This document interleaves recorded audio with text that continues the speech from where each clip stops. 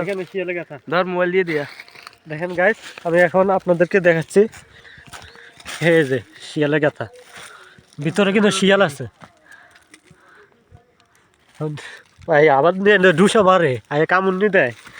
এই যে হলো শিয়াল আছে, দেখছেন? খুব সাবধানে এখানে আসছি। দেখেন অনেক কষ্ট হয়েছে এই আপনাদের মাঝে এই ভিডিওটা তুলে ধরার জন্য।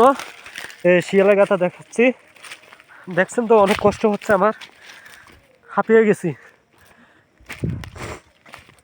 দেখেন এই যে শিয়ালের গাথা, দেখেন দেখছেন ভাই,